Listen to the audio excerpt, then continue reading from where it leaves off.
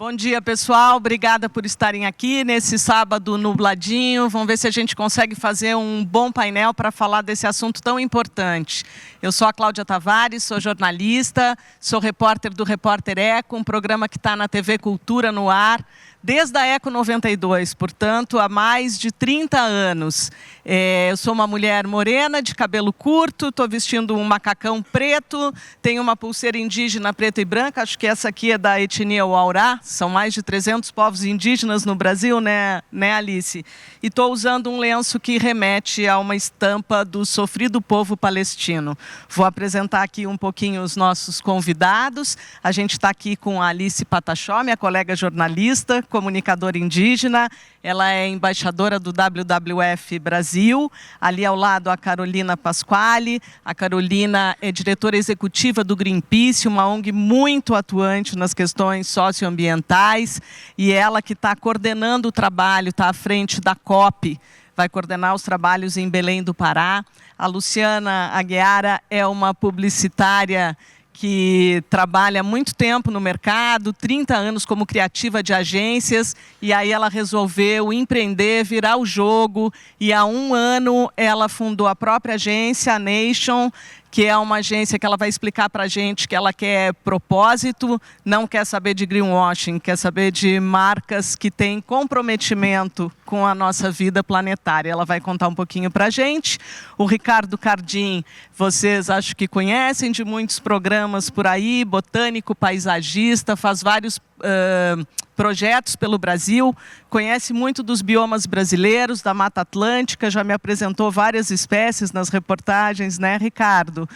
Então, a gente está hoje aqui para falar desse tema tão importante, que é a Conferência do Clima da ONU, que vai acontecer em novembro, em Belém do Pará, pela primeira vez na Amazônia. A história dos debates sobre o clima é uma história bem longa, porque começou em Estocolmo, na Suécia, em 72. A primeira conferência do clima foi em Berlim, na Alemanha, em 95. E de lá para cá são várias COPs. E nos últimos anos a gente teve COPs em países não democráticos, em Dubai, no Azerbaijão. Então há uma grande expectativa em relação à participação da sociedade civil, embora quem está acompanhando saiba aí que a gente tem problemas com preços de hospedagens, uma série de coisas. Mas é um assunto que afeta todos nós. Antes os cientistas falavam em mudanças climáticas, hoje a gente fala em emergência climática. Quem não viu as últimas chuvas em São Paulo, deslizamentos de terra no litoral, enchente no Rio Grande do Sul, furacões, ciclones, as coisas estão chegando, a gente precisa de políticas públicas que deem conta da proteção das populações e a gente precisa pensar em todos os seres vivos que dividem, que habitam esse planeta conosco. Não é uma questão só de proteger os seres humanos. Então eu queria começar conversando um pouquinho aqui com a Alice, para saber qual é a expectativa da participação dos povos indígenas, porque a gente sabe que o Ministério dos Povos Indígenas está tentando mobilizar, apesar das dificuldades de hospedagem, uma caravana, uma ida, para que se faça uma pressão. Como é que vai ser isso, Alice? Olá, bom dia a todos. Bom, a expectativa é grande na participação indígena. Dessa vez a gente consegue realmente levar mais lideranças para esse espaço, não só de discussão, mas principalmente de visibilidade dentro da Zona Verde, né, para poder fazer esse diálogo acontecer, mas priorizando também essas relações com a juventude, né? Então a gente vem munido de uma comunicação indígena muito jovem, muito engajada nas questões climáticas que estão à frente disso.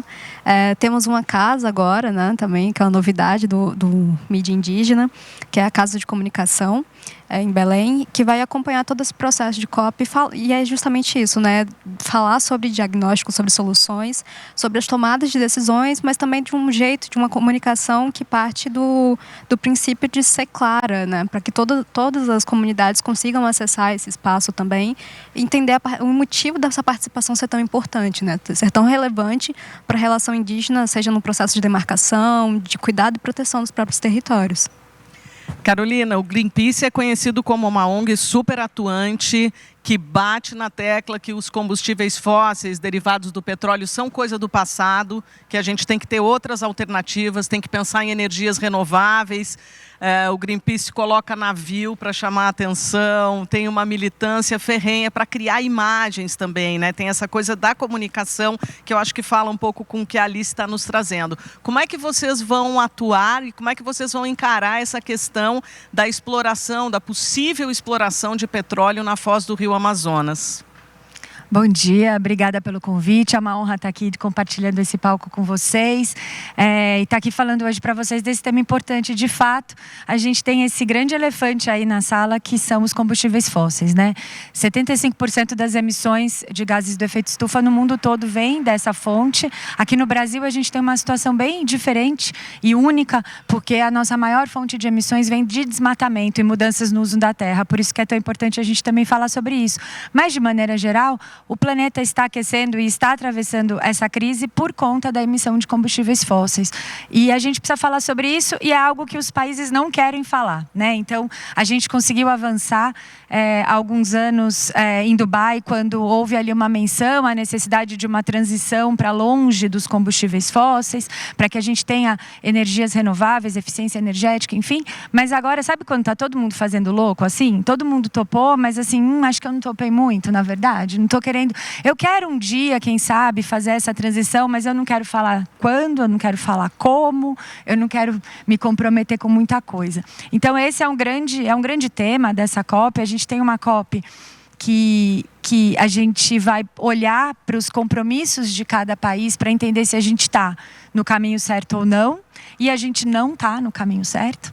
A gente tem as grandes empresas de combustíveis fósseis globais, grandes poluidoras, né, com lucros bilionários, não se responsabilizando pelos efeitos daquilo que a atividade econômica delas produz. E a gente tem aqui no Brasil também esse debate, que é um debate que, na nossa opinião, está completamente fora de hora, está fora de timing mesmo, né, do planeta.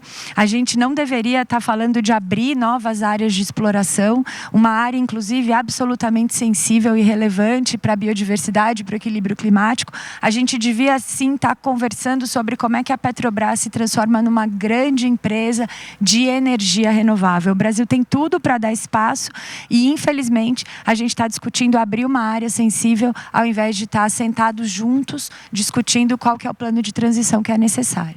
Obrigada, Carolina. Tem outra questão também nessas conferências, que há quem diga que elas viram um grande balcão de negócios. A gente que é da imprensa começa a receber um monte de releases dizendo tal empresa vai participar, vai fazer isso. Usam um termo que é muito gasto hoje, que é sustentabilidade. É difícil alguma coisa ser sustentável, porque qualquer atividade humana ela tem impacto. Algumas têm mais, algumas têm menos, algumas têm responsabilidade. E isso fala um pouco com o que a Luciana está querendo em relação a um trabalho na área de publicidade, que é a área de vocês, que é comprometimento das marcas. E em relação à COP, a gente tem aí algum conflito com patrocinadores, né, Luciana? Eu vou só dar mais um adendo antes de deixar a Luciana falar. A gente teve recentemente agora um prêmio, os 100 jornalistas mais admirados do Brasil, é um prêmio que o público indica às pessoas, e a minha colega Eliane Brum, que tem toda a minha admiração, já aproveito para indicar para vocês o livro Banzeiro Ocotô, que é muito bom, já que a gente está falando de Amazônia, ela coloca a Amazônia como centro do mundo. Ela recebeu esse prêmio, ela é a diretora da plataforma Suma Uma, que é uma ótima plataforma para a gente se informar sobre esses assuntos, e ela recusou o prêmio por conta da Syngenta ser a empresa que patrocina. Então, eu queria que a Luciana pegasse esse dado e amarrasse tudo com os patrocinadores aí da COP. Sim, bom, primeiro eu queria falar que eu não dormi essa noite porque eu ia participar de um painel com o Ricardo, com a Carol, com a Alice e com a Cláudia, tá? Eu acho que esse é um dos painéis, para mim, é o mais importante do festival, não querendo ser bairrista aqui, mas é verdade. É assim, eu também queria falar o que eu estou fazendo aqui no meio deles, né? Por que eu vim para cá? Assim, como a Cláudia me apresentou, eu trabalho, né, na indústria da publicidade há muitos anos, em grandes agências, grandes grupos internacionais, e eu sempre tive essa mosquinha atrás da orelha, tipo, o que eu estou fazendo? Né? Então, teve um dia, por volta de 2010, por aí, que eu entrei na sala do sócio da super agência que eu trabalhava, que era muito legal, um cara seríssimo, um culto, educadíssimo, e falei, ele tinha acabado de ganhar uma concorrência, né, um cliente, uma marca. Eu entrei na sala dele e falei, tudo bem se eu não trabalhar com essa marca? Por quê? Porque é uma marca de uma das maiores produtoras de carne do planeta. Então, assim, eu não como carne, nada contra quem come carne, mas, assim, para mim, o que não passava era o problema que isso traz, né? Toda a devastação, toda a destruição e a crueldade animal. Então, a partir disso, né, você começa a pensar e acabei chegando no... Poxa, agora eu vou empreender, eu vou abrir a minha agência. Mas por quê, né? Porque a indústria da comunicação tem uma responsabilidade muito grande. Então, assim, depois até quero que o Ricardo conte sobre a curadoria de anúncios que eu vi na exposição da Amazônia no MUBI, que mostravam como a indústria da comunicação e da publicidade foi responsável pela aceleração do progresso em cima de destruição. E, assim, isso é um conceito antigo, tá, dos anos 70 e 80, que mostravam tratores destruindo a Amazônia e falando o progresso chegou. Mas a gente continua fazendo isso, porque a gente continua trabalhando com marcas que destroem o planeta. Então, a partir disso, eu peguei e falei, a Nation não vai trabalhar com marcas de combustíveis fósseis, com grandes produtores de carne e com greenwashing. E aí a gente pega esse ponto, né, Cláudia, que não faz... É muito estranho a gente olhar uma COP acontecendo, onde a gente vê mineradoras, indústrias de petróleo e grandes indústrias da produção de carne patrocinando a COP. É muito, assim, para mim eu fico... É angustiante.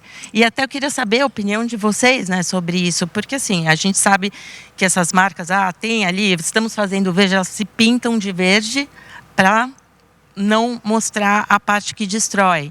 E estão lá patrocinando. Como que fica essa relação, sabe? Assim, até uma pergunta até para vocês, né? Como que a gente... Eu me sinto péssima de ver isso. Eu acho que é absolutamente bizarro e errado. Mas, assim, eu queria entender também de vocês, como vocês encaram isso. Eu acho que a gente já pode fazer uma rodadinha para cada um falar sobre isso, só para dar oportunidade para o Ricardo falar um pouquinho com a gente. O Ricardo é o maior incentivador de plantio de espécies nativas, de recuperação de áreas degradadas, né? A gente tem, na cidade de São Paulo, por exemplo, a gente tem um avanço enorme de empreendimentos imobiliários, acabando com um pouco que a gente tem de Mata Atlântica aqui, né, Ricardo? E é a tecnologia mais antiga que a gente tem para combater o calor, né, as mudanças climáticas, é o plantio de árvores. Então, antes de entrar na questão da Luciana, eu queria que você falasse da importância da gente elevar os nossos biomas à categoria que eles merecem, né? Obrigado, um grande prazer estar aqui hoje com vocês. Eu acho que nessa COP30 tem dois assuntos que são importantíssimos e que ficam na berlinda, na verdade. Um é a biodiversidade nativa. Ela é responsável pela regulação do clima no nosso país. Regulação do clima essa que, além de tornar nossa vida viável, nos produz a energia renovável das hidrelétricas e sustenta a economia, principalmente através da agricultura. E a biodiversidade nativa, a impressão é que ela é ainda um patinho feio, ela não é um assunto tão poderoso quanto assuntos abstratos, agendas que eu diria muito importadas de fora, que a gente repete a exaustão, somente a grande mídia, questão de carbono, lixo, resíduo, Amazônia, todos assuntos importantíssimos, tá? Não estou tirando essa importância. Mas ninguém fala, pouco se fala da biodiversidade nativa e muito menos das cidades. A gente mora no país mais urbanizado do mundo. O Brasil é o país que tem, de cada 10 brasileiros, 9 morando em cidades. E cidades que são caóticas no que se refere a meio ambiente, a qualidade de urbanização, cresceram rapidamente no século passado, principalmente atendendo a interesses privados. Bem, e aí também muito se fala das mudanças climáticas globais. A gente ouve o tempo todo mudança climática global, mas a gente tem pouquíssima capacidade de interferência nessa tal mudança climática global, já que é um big game com Estados Unidos, China. E ninguém fala da mudança climática regional. Essa mudança climática regional, ela acomete a nossa vida diária E o mais interessante é que ela está no nosso colo. É a nossa responsabilidade direta. Eu explico para vocês. Quem não se lembra que São Paulo era a cidade da garoa? Cantada na música de Caetano Veloso, né? Hoje São Paulo é a cidade dos eventos climáticos extremos. Por que isso, gente? Porque a cidade se tornou extremamente árida, pouquíssimo verde, tanto na parte central quanto periférica. E isso gera as ilhas de calor que a ciência fala. Essas ilhas de calor são combustível dos eventos climáticos extremos. Então, hoje, São Paulo é a cidade dos eventos climáticos extremos. E isso está acontecendo numa velocidade absurda. Um ano atrás, exatamente, a gente teve... Eu lembro direitinho que eu estava no carro e eu olhei 37 graus, 19 horas da noite. Eu sou paulistano de 47 anos, sempre morei em São Paulo. Falei, como assim 37 graus em setembro? Né? Uma temperatura completamente irreal. E aí, semana passada, a gente tem um evento climático que arranca as janelas de um prédio. Acho que vocês viram os vídeos aí no Instagram, tudo. Né? E eu não me lembro de ter isso acontecendo em São Paulo, de ver janelas sendo arrancadas, até porque os prédios, as construtoras dimensionam a fachada do prédio para resistir a ventos de 100 anos, né? Porque senão dá um problema enorme para essa construtora no futuro. E foram arrancados que nem papel. A gente teve aí falta de luz no começo do ano que chegou a 6 dias. Aí eu pergunto, a ciência vem mostrando claramente que esses eventos climáticos extremos vão cada vez se acelerar e ser mais perto uns dos outros. Imagine se eu estiver em São Paulo, 3 eventos climáticos extremos, de faltar energia 6 dias, ao longo de 3 semanas. Vai entrar em colapso o bombeamento de água nos prédios, vai entrar em colapso a conservação de alimentos e, claro, a economia junto. E por que isso está na nossa mão? Porque se a gente investisse dinheiro na arborização urbana da cidade, na restauração da biodiversidade, na resiliência às mudanças climáticas, na regulação do clima dessas mudanças climáticas regionais, como a gente investe no tráfego de veículos da cidade, que são bilhões, certamente a gente teria uma cidade preparada e a nossa vida, nós aqui, muito mais protegidos para passar as mudanças climáticas globais. Porque hoje a gente está sofrendo mudanças climáticas regionais com uma intensidade que eu suponho até maior que a global nessas cidades que todos os brasileiros moram. E ninguém fala disso. Eu não vejo isso ser importante na COP, por exemplo. É uma frustração, né? Agora vamos atender, então, assim, pensando em vocês também, que estão na área da publicidade, eu vou atender o pedido da Luciana ali. Se quer falar um pouquinho sobre a questão dessas marcas, dos patrocinadores. E eu imagino que as comunidades indígenas também sofram bastante assédio nesse sentido, para estarem associadas a certas marcas e as marcas tentarem se validar a partir da importância dos povos originários que preservam as nossas florestas, né? De ambos os lados, né? A comunicação ela já traz muito disso, mas a gente vem assistindo nos últimos anos essa cooptação de pessoas, de especialistas climáticos muitas vezes, cientistas, biólogos inclusive. A gente tem casos aí emblemáticos nos últimos anos que estão sendo cooptados por essas entidades privadas, né, para poder falar sobre questões e até mesmo refutar relatórios que são imprescindíveis na relação climática, né, que são importantes para a gente ter entendimento básico da análise que é feita em relação a isso. E é uma coisa que é até complicada, às vezes, a gente falar, né, de certo modo, porque ainda assim a questão climática é um assunto que não chega em todas as pessoas. A gente tem essa dificuldade, principalmente porque é um assunto que muitas vezes vem tratado de temas ou de palavras, de frases que não são claras, né? Muitos termos em inglês, muitas coisas que dificultam o acesso básico que dificulta realmente o ensino da questão dentro das escolas. Muitas vezes a falta de acesso à educação também dificulta essa relação de compreensão do que a gente está falando quando a gente fala de relatórios, né?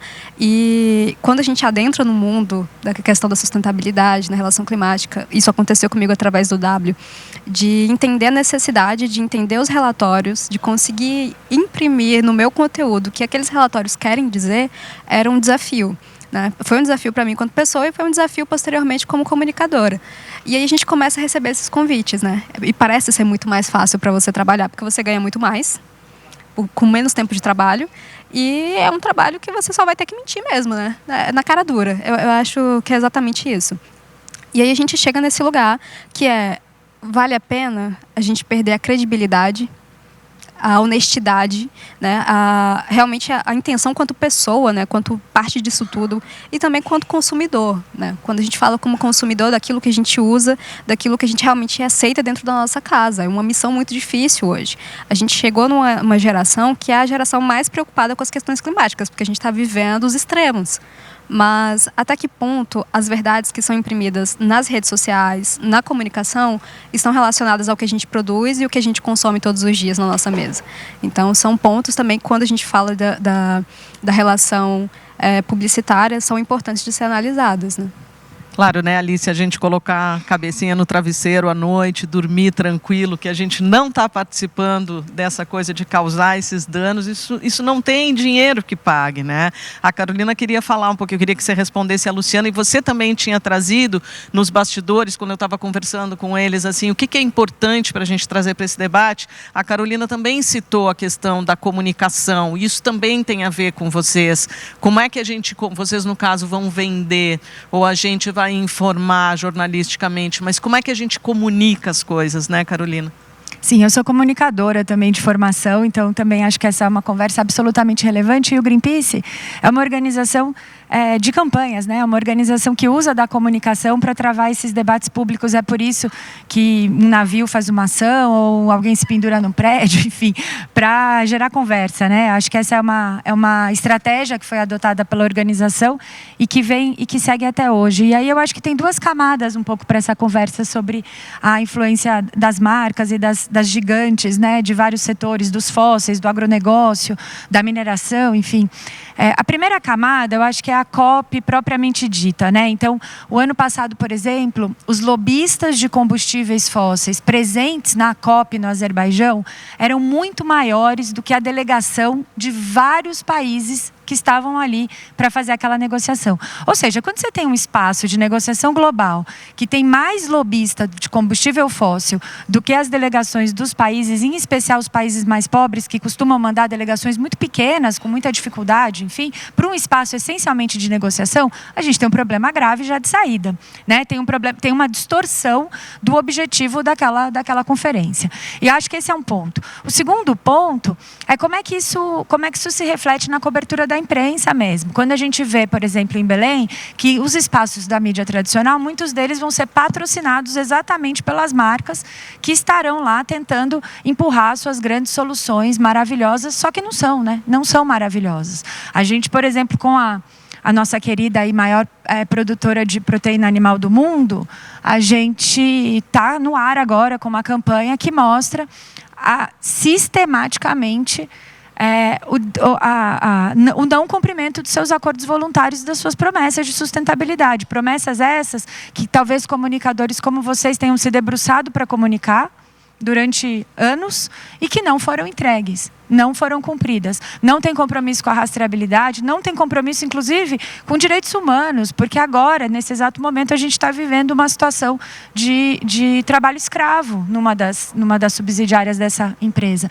Então, essa empresa patrocinando a COP ou patrocinando a cobertura de imprensa da COP faz sentido, né? Então, eu acho que também tem essa camada. E uma terceira camada que eu acho que é muito importante é exatamente isso que o Ricardo traz, né? Como é que a gente aproxima essa discussão do dia a dia das pessoas? Porque quando a gente está falando de aquecimento global, enfim, a gente está falando, no fim das contas, de uma conta de energia mais cara ou de uma falta de luz que dura 6 dias. A gente está falando de uma quebra de safra que faz com que você pague mais na feira e no sacolão, né? A gente está falando de comida mais cara também. A gente está falando de um impacto que é no bolso e é de todo mundo. E aí, quando lá na COP a turma está discutindo a adaptação, e aí ninguém nem entende direito o que é essa discussão de adaptação, na verdade o que a gente está discutindo é como é que cria mecanismo financeiro para fazer chegar dinheiro nas cidades, para as cidades poderem fazer o que precisa ser feito. Então, fica tudo parecendo distante e tudo parece lento e porque afinal de contas o multilateralismo é muito lento mesmo. Eu não sei se todo mundo aqui sabe, mas a COP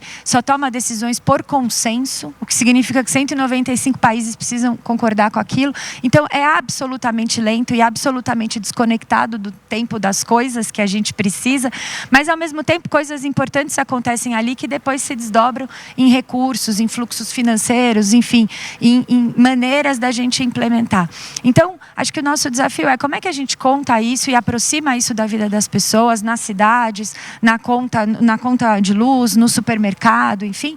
E como é que a gente faz com que as nossas escolhas e a nossa atuação, cada um de nós no nosso lugar, seja de fato uma atuação política, né? Numa concepção mais ampla do termo político, no sentido da gente fazer, contar por que está fazendo e se engajar para que aquilo vire algo maior, né? Que eu acho que é o que a gente está precisando agora.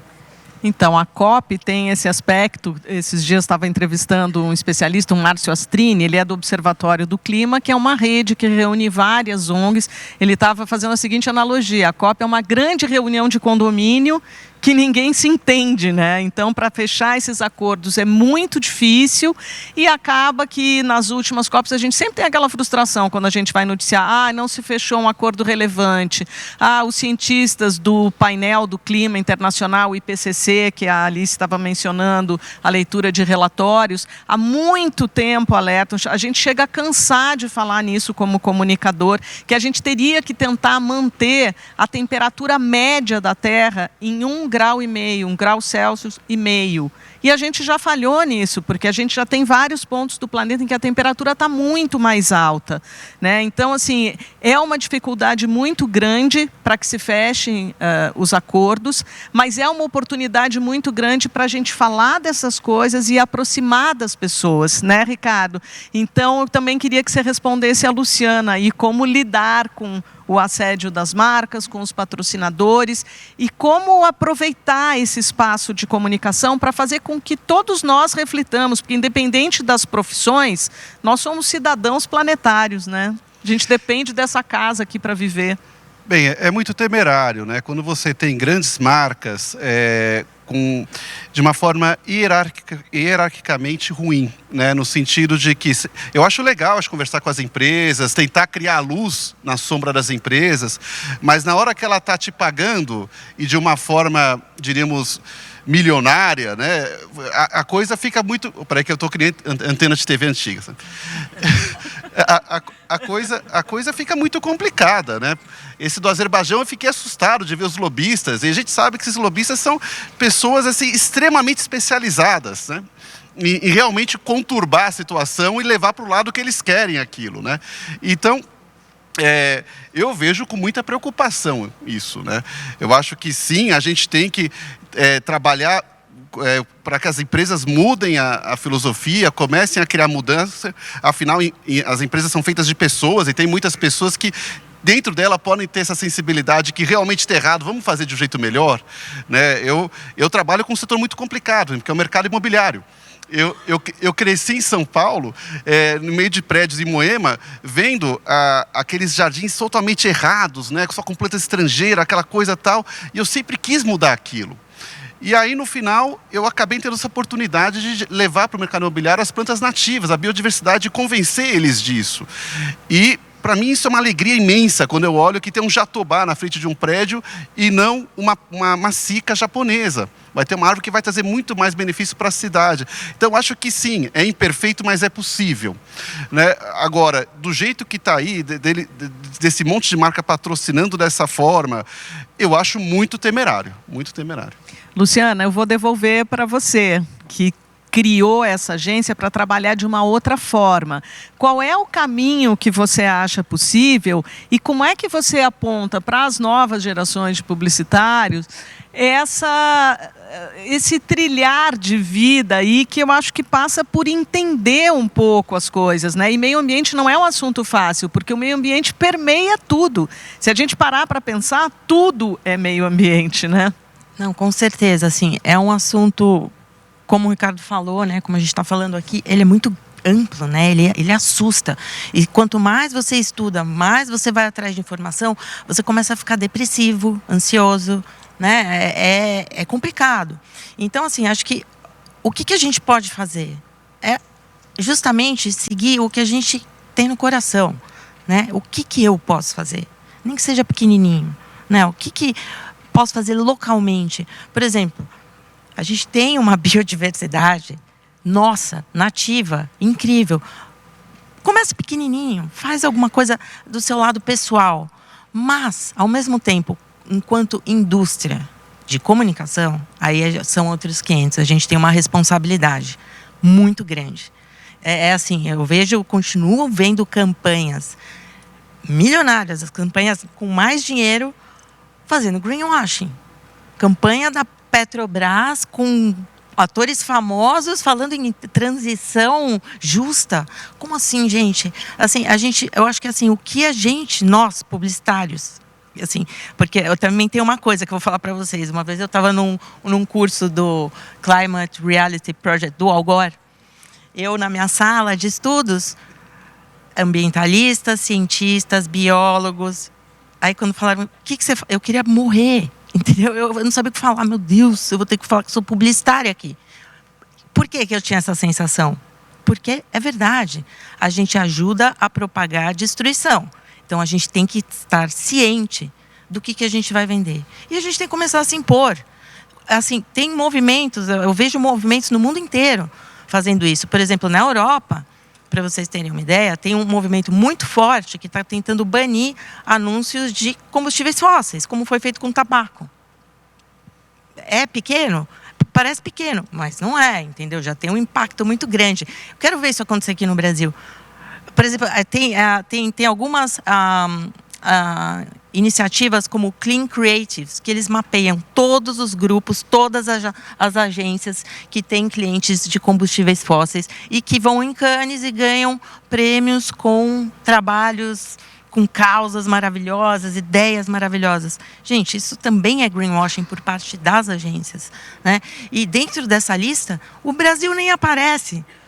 Assim, a gente tá tão aqui embaixo, é tão louco que a gente nem vê as agências que trabalham com grandes empresas de combustíveis fósseis nessa lista, né? Então, assim, eu acho que a gente tem um trabalho que a gente tem que olhar com um olhar de esperança. A gente tem um país com a maior biodiversidade do mundo. É um lugar assim que não tem nem palavras, né? O tamanho desse país, é o tamanho da riqueza que a gente tem aqui. Então, a gente que tem que começar a realmente...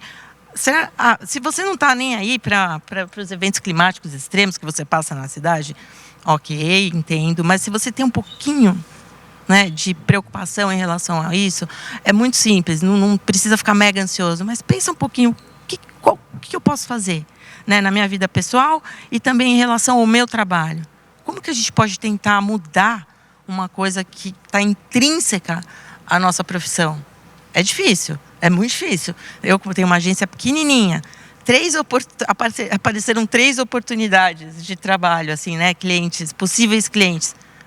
Uma empresa de combustível fóssil, ou de carne, né? Um grande produto, uma marquinha de um dos maiores produtores de carne no planeta, e mineradora. Falei, estão me testando, né? Só pode ser brincadeira, né? E realmente, dinheiro. Não. Eu acho que tem muita empresa legal, tem muita marca bacana que está querendo mudar, que está se comprometendo com realmente ações de sustentabilidade, ações de inovação social reais que a gente pode se associar. Então, assim, vamos começar a olhar para quem está começando, né? Marcas pequenas, vamos crescer junto, mas vamos tentar achar um jeito de trabalhar a comunicação sem destruir o planeta. Eu acho que isso é o mais importante.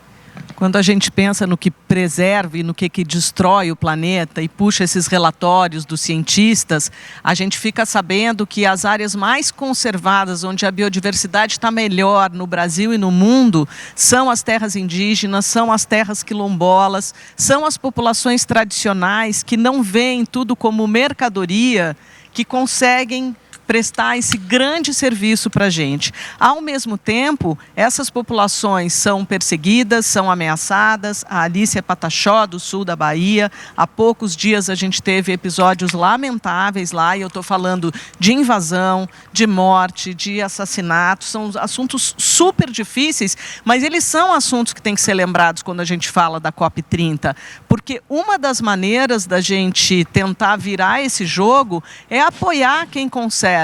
Né? A gente vive num Brasil preconceituoso, que várias vezes diz que aqui tem muita terra para pouco indígena. Não é assim que funciona, né, Alice? Então, eu queria saber como é que você se sente nesse sentido, e você, sendo uma comunicadora jovem, como é que você lida com essa ecoansiedade que está afetando hoje não só os jovens, mas todos nós que vemos essa realidade cruel aí da emergência climática, né? Como viver nesse planeta e como lidar com esse nosso sentimento, assim, será que vai acabar tudo, né, Alice? Rapaz, eu acho que eu nem sei, eu vivo com o coração na mão, né? Mas eu acho que é entender que enquanto a gente não começar a discutir essas relações e também enxergar que a propaganda ela está indo completamente contra isso, a gente não vai avançar no discurso, não vai avançar no debate e muito menos na resolução dos problemas que a gente vivencia hoje.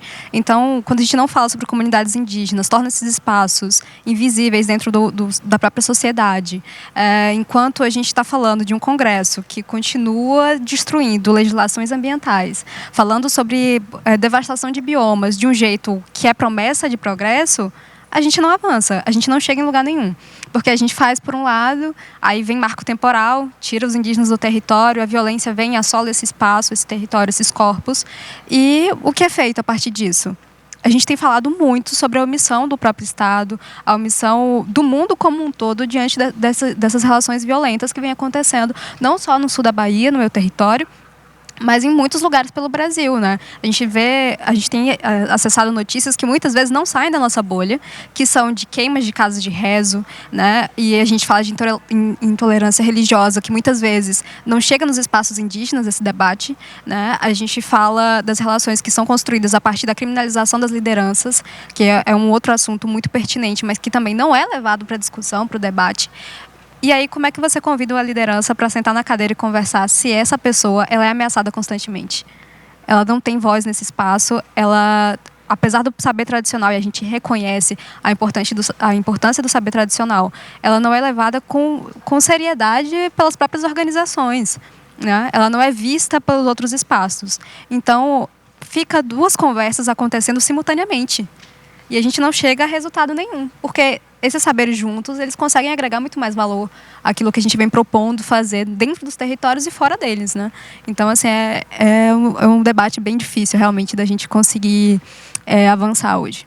É um debate que tem muitas minúcias, né? A Alice citou aqui, por exemplo, o marco temporal, que é um tema que talvez muita gente não conheça, mas uma tentativa política que passa pelo Congresso, pelo STF, de tentar que indígenas só tenham terras demarcadas se eles estavam ali, né, antes de 88, colocando a Constituição como um marco, sendo que todos os estudos antropológicos fazem uma volta ao passado de ocupação dos territórios que é muito anterior. Então tem muitas nuances nessas conversas, que né? não levam em consideração contextos históricos de violência nesses territórios, exatamente, né? Como a que não dos estão portos em Porto Seguro, que não estavam, povos né? inteiros. Eles não estavam ali porque eles já tinham sido arrancados do território. Carolina, o que vocês pretendem levar em termos políticos para essa COP? Como enfrentar tudo isso? Porque no Brasil, você falou do lobby que a gente teve nos outros países, no Brasil a gente não tem lobby oficializado, mas extraoficialmente a gente tem lobistas atuando. Como é que vocês pretendem chegar nessa COP? Como é que vocês vão atuar?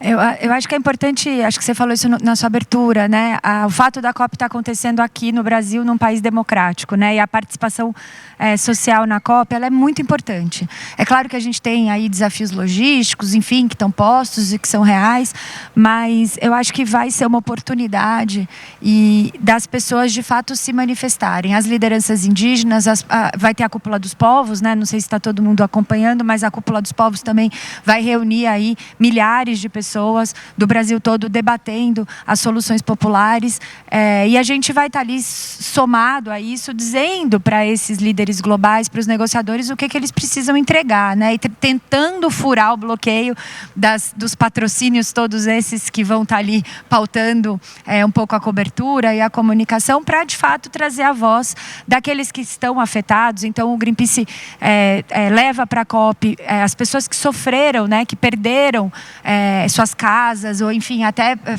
familiares, enfim, a partir de eventos extremos climáticos, lideranças indígenas de outras bacias também, não só do Brasil, para que a gente se junte ali e para que a gente diga, porque a participação popular e a pressão popular, ela funciona, viu? Eu já estive em COPs em que a gente viu resultados que não estavam dados no começo daquelas 2 semanas acontecerem por conta dessa pressão. Um exemplo foi em Glasgow, quando pela primeira vez na COP26 se mencionou, por exemplo, que os combustíveis fósseis eram um problema. Foi a primeira vez, imagina só, em 30 anos de COP, foi agora, né, há 4 anos, que se mencionou que combustíveis fósseis eram um problema. Isso aconteceu porque houve uma participação muito grande ali, uma pressão muito grande da sociedade. Era uma COP pós-Covid, uma COP super complicada.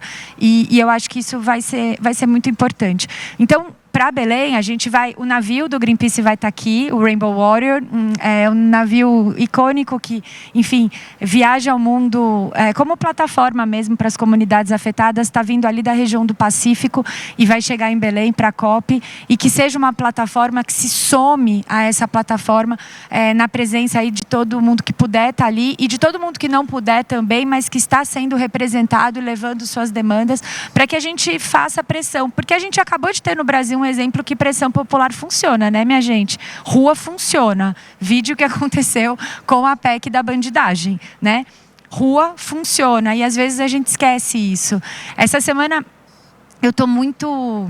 Enfim, a gente, acho que todo mundo aqui, né, deve ter ficado de alguma maneira atravessado pela morte da doutora Jane Goodall, né, que era uma referência para muita gente. E eu tive um privilégio de há 1 ano e meio atrás passar 3 dias com ela numa aldeia no Médio Xingu. E eu tinha lido o livro dela um pouco antes e no livro ela traz muito essa discussão sobre esperança, né? E às vezes a gente fica conversando e diz assim, mas não sei se a gente ainda tem que ter esperança, mas será que esperança é suficiente? E ela sempre trouxe isso de maneira muito esperançosa, né? Porque ela diz assim, a gente fez um sobrevoo para ver garimpo em terras indígenas ali no Médio Xingu com ela. Ela ficou muito horrorizada com o que ela viu e ela vinha dedicando a vida dela nesses últimos anos todos, aos quase 90 anos e depois 90 anos, enfim, viajando. Aí ela viajava mais de 300 dias por ano para dizer para crianças, jovens e pessoas em todos os países da importância delas se engajarem e tal. E aí ela viu o garimpo e ela disse assim, olha, o que eu vi aqui me deixou profundamente triste, mas eu vou trazer isso comigo muito forte, porque o que eu estou vendo pelo mundo é muita gente interessada em mudar. E é por isso que eu tenho esperança. E aí eu acho que quando a gente fica pensando, mas será que é esperança, será que não é? Não importa o que é. Para cada um de nós é uma coisa diferente. Para alguns de nós é esperança, para outros é raiva, para outros é indignação, para outros é vontade de sair quebrando tudo. O que a gente precisa é encontrar em nós o que faz com que a gente haja e agir. Porque como a gente acabou de ver no Brasil, agir funciona, a rua funciona, a pressão pública funciona e a gente precisa estar nesse lugar. Seja lá qual for o nosso motivador, né? Se é esperança, se é raiva, às vezes dá muita raiva mesmo, mas eu acho que é isso que a gente precisa fazer.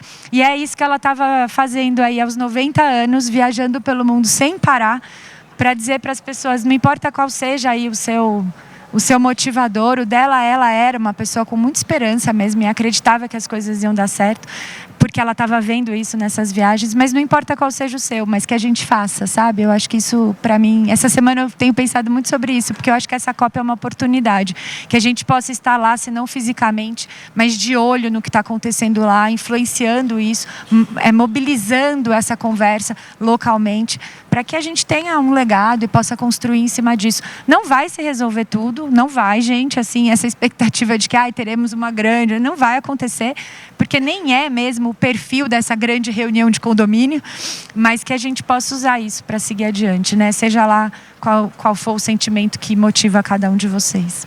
Muito importante a Carolina falar de mobilização, trazendo exemplos concretos aqui do Brasil e trazendo essa figura que, se vocês não conhecem, a Jane Goodall, ela, tem todo o coração de todas as pessoas que trabalham na área socioambiental, uma primatóloga, talvez vocês já tenham visto algumas imagens dela, que se dedicou aos chimpanzés, tem uma imagem linda dela, ela reintroduzindo o primata na floresta e ele volta para abraçá-la. Eu acho que só quem tem um coração de pedra pedra não chora vendo aquela imagem ali, que é uma coisa muito linda.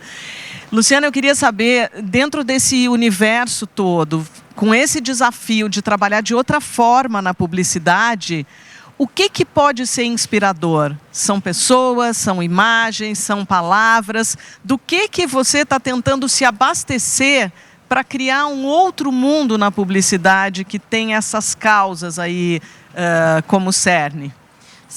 Bom, assim, pegando o gancho da doutora Jane Goodall, que sempre foi uma inspiração, essa semana assim, eu fiquei passada, mas ao mesmo tempo você começa, né, a relembrar tudo que você já estudou sobre ela, tudo que você já leu. E é muito por esse lado, né? É em mostrar como é que a gente rebate essa depressão, essa angústia que tudo está causando nas pessoas, mostrando as soluções. Então é isso, são as inspirações. É o Ricardo, é a Carol, é a Alice, é você. É verdade, entendeu? É isso que a gente tem que propagar.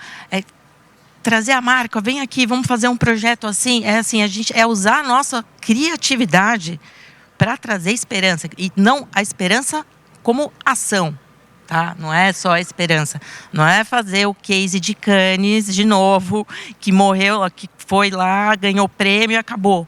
Não, não é isso. É ter uma mudança concreta, real no que a gente faz, né? Então, acho que é muito simples, assim, o que faz, não só eu, né? Eu, meu sócio, a minha equipe, de não desistir, é isso, é esperança. Isso. E esperança, como que a gente tem esperança? Fazendo. Por quê? Porque economia verde, sustentabilidade, isso é a próxima economia. Porque se não for isso, não vai ser nada, gente. Então, assim, a gente tem que acreditar que isso vai ser lucrativo, que isso tem um valor. Então, por exemplo, né, quantas marcas eu já não trabalhei e que eu fico sabendo que elas montam um departamento de sustentabilidade, depois, na primeira crise, esse departamento de sustentabilidade dentro da empresa acaba. Então, enquanto as marcas, as empresas, as próprias agências continuarem enxergando sustentabilidade e fazer alguma coisa pelo planeta como gasto, isso não vai dar certo. A gente tem que começar a olhar isso como realmente um poder econômico em construção. Então, assim, enquanto a gente não associar essas coisas a dinheiro, o pessoal não vai ligar muito. Então, assim, você tem que entender isso.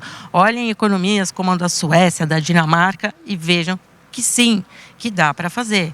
Não jogando a compensação de carbono aqui, né, gente? Mas, enfim, dá para você crescer economicamente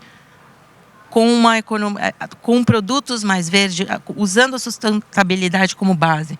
Então, assim, eu acho que eu sou absolutamente esperançosa, não desisto, e eu acho que esse é o nosso ponto aqui, não desistir de tentar mudar as coisas.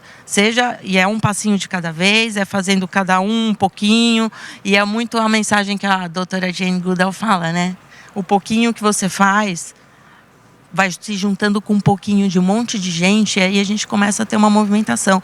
E é isso, poxa, viajando, trabalhando, a gente vê quantas pessoas estão preocupadas, quantas pessoas da indústria de comunicação já estão se mexendo. Então, assim, fica a dica, pessoal. Vamos começar a falar não para algumas coisas, a tentar trabalhar com clientes que realmente estão preocupados, estão comprometidos em ações de sustentabilidade, em mudar, né, e evoluir, porque assim, esse é o...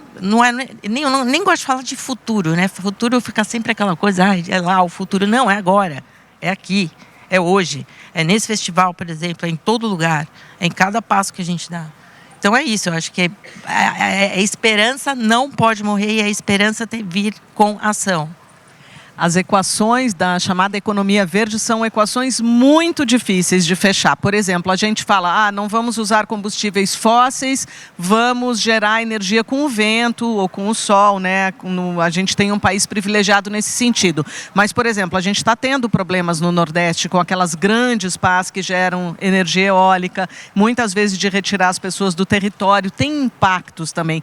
Como como conseguir, Ricardo, que a gente, nesse pacote da economia verde ou das compensações de carbono, um país emite muito carbono para a atmosfera, que é a base do que está acontecendo no planeta para a gente ter esse grande problema do aquecimento. E aí quer compensar plantando floresta em outro lugar.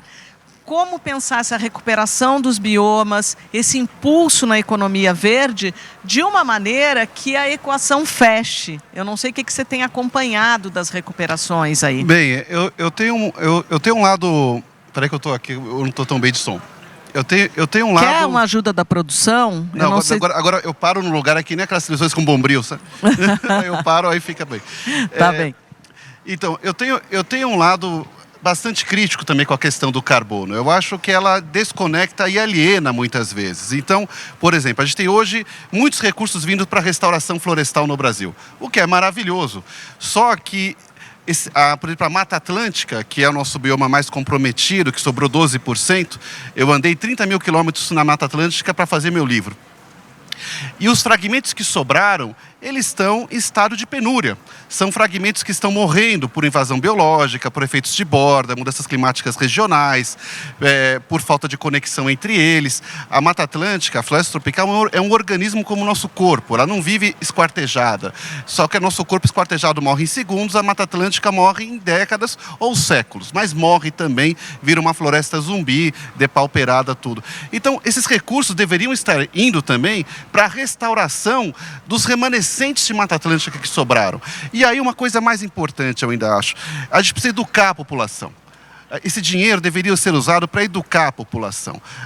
Afinal, quem toma as decisões sobre o que sobrou fora das cidades são as pessoas que moram nas cidades. E essas pessoas não têm menor chance de entender o porquê preservar isso, por que votar em políticos que acreditam nisso como importante. Então, eu vejo, por exemplo, campanhas de ESG das empresas. Ai, carbono, ai, não sei o quê, aquele lenga-lenga sempre igual.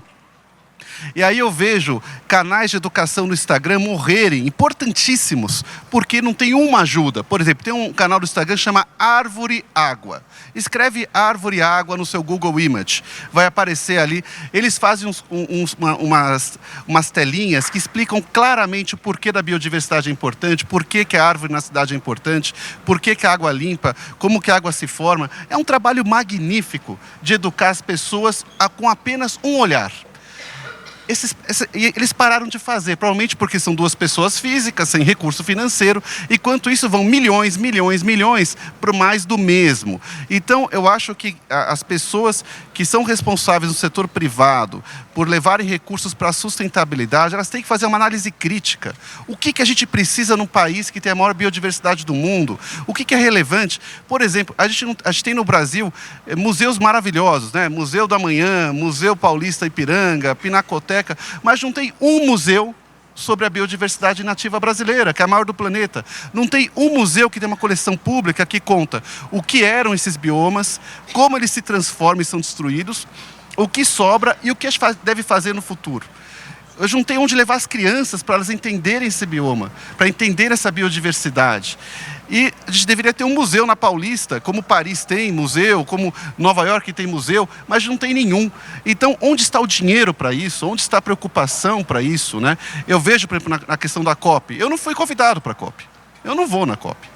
Né? Então, fica uma discussão que eu acho, não é que só tem eu, mas eu acho que existe uma desconexão muito grande, como eu falo, com agendas importadas que não necessariamente estão atuando no âmago da questão da nossa biodiversidade nativa, dos remanescentes, da educação da população nas cidades. Obrigada, Ricardo. O tempo está voando aqui. Olha quanta gente chegando, coisa boa. O tempo está voando, gente. A gente tem 6 minutinhos, segundo o painel está me avisando aqui. Então, eu vou pedir para cada um de vocês usar 1 minuto e pouquinho, para a gente respeitar o tempo, fazerem as suas considerações finais. Essa mesa maravilhosa, né? Acho que daria para a gente conversar com esses debatedores, eu conversaria por horas aqui.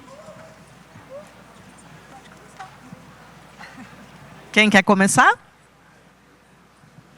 Bom, eu começo, a publicitária, estou falando aqui com o pessoal. Gente, então assim, para concluir aqui esse painel, o que eu digo é, sigam o Ricardo, sigam a Carol e o Greenpeace, sigam a Alice e a Cláudia. Eu acho que só aqui vocês vão aprender pra caramba para poder pensar em como a gente pode fazer a diferença no nosso dia a dia, como publicitários. Tá? Acho que é isso. Obrigada, Luciana. Posso seguir? Claro. Eu queria agradecer também, foi uma conversa muito rica, obrigada. E queria dizer que a COP vai passar, ela vai passar. E a gente segue com o desafio posto, né? E aí eu acho que a pergunta que eu faço e deixo aqui para a gente pensar juntos é o que a gente faz depois que esse hype todo passar, né? Todo mundo falando sobre COP, bom, passou, as campanhas vão mudar de rumo, as coisas vão voltar ali, né, a se acomodar. Mas eu acho que a gente precisa tentar fazer com que o tema, a importância da gente desdobrar o impacto disso para nós, para este país, com os seus biomas, com a sua biodiversidade, com os seus desafios de transição e de energia, enfim, como é que a gente faz isso ficar e isso pautar as nossas escolhas daqui para frente? O ano que vem é ano eleitoral, mais uma vez, a gente teve nessa legislatura um Congresso Nacional absolutamente contrário à agenda socioambiental. Então, a gente viu vários projetos de lei muito complexos para a questão ambiental e para a questão indígena, enfim, avançarem nesse Congresso Nacional. Ano que vem, de novo, estaremos elegendo nossos deputados e senadores. Então, assim, acho que a pergunta que eu deixo aqui é como é que a gente segue, porque esta COP vai passar, mas a gente segue com o desafio posto e a gente segue precisando revolucionar o jeito com que a gente olha para o meio ambiente, para a questão climática, para a biodiversidade, para as nossas cidades, para os nossos hábitos de consumo e para este sistema, né? No fim das contas, o que a gente está discutindo aqui é o sistema econômico em que estamos inseridos e como é que ele funciona. E eu acho que cada um aqui precisa seguir com esse olhar afiado para que a gente possa encontrar novos caminhos e caminhos que não nos levem para um planeta que aquece mais de 1,5 graus e que faz com que a vida, principalmente dos mais vulneráveis, vá ficando cada vez mais difícil. Ricardo, eu vou pedir para você falar rapidinho, vou puxar a brasa para a sardinha das mulheres, porque a gente está em maioria aqui para a Alice fazer o fechamento. Vamos lá. Bem, eu vou aproveitar e falar local. Eu estou aqui numa plateia de comunicadores, pessoas que têm a capacidade de mudar mentes. E aí eu faço um apelo a vocês que têm essa capacidade. Vamos começar juntos, né, a mudar a mente das empresas, dos governos, trazer as questões que são realmente relevantes no meio ambiente brasileiro. Os desafios ambientais que pareciam que iam chegar daqui a 10, 15 anos, já estão aqui agora. E é urgente a gente começar a parar de repetir essa agenda importada e trazer a agenda para nós, 200 milhões de brasileiros, relevante. Alice? Eu vou seguir um pouco na fala do Ricardo e da Carol, do seguinte: a gente precisa aprender, e eu espero que a gente aprenda muito nessa COP com isso, de que não adianta a gente importar soluções. Nós temos soluções incríveis no nosso território. A gente está falando de diversidade, de biodiversidade do Brasil. A gente está falando de um país continental, né? A gente tem diversos povos indígenas, diversas sabedorias prontas também para serem usadas, para serem apoiadoras desse movimento de pensar o futuro, mas que a gente aprenda também que isso significa que falar de compensação de carbono também inclui os povos indígenas na conversa, também inclui povos quilombolas, comunidades pesqueiras, e que todos nós estamos sofrendo com os impactos diretos das mudanças climáticas. Então, que a gente faça parte e que a gente também seja não só parte da discussão, mas que a gente consiga e seja tomadores de decisão nessa conversa. É isso. Tá, joia. Gente, essa parte aí sobre financiamento, um grande X da questão nessas COPs é quem paga para a gente fazer essas ações. E já há discussões a respeito de financiamentos diretos para as comunidades indígenas. O Brasil também está lançando uma ideia que é o Fundo Florestas Tropicais para Sempre. Então, assim, é bom a gente ficar atento a esse tipo de assunto que vai rolar na conferência e pensar nessas ações depois, muito bem colocado pela Carolina, que o nosso voto é uma força, um poder importante, e a gente tem que ter gente que queira um planeta vivo e não gente que queira lucro imediato só para pequenos grupos econômicos. Eu agradeço demais a presença do Ricardo Cardim, da Luciana Guiara, da Carolina Pasquale, da Alice Patachó. Foi um prazer mediar essa mesa com vocês, assim, de verdade, enriqueceu o meu sábado. Agradeço ao Clube da Criação por ter convidado para esse festival, que eu acho que é capaz de abrir mentes, como disse o Ricardo. Contamos com vocês para que essas reflexões se multipliquem e agradeço mais do que tudo a presença de vocês nesse evento, que vocês possam ser multiplicadores dessas ideias e que hajam com muita responsabilidade na publicidade. Muito obrigada a todo mundo.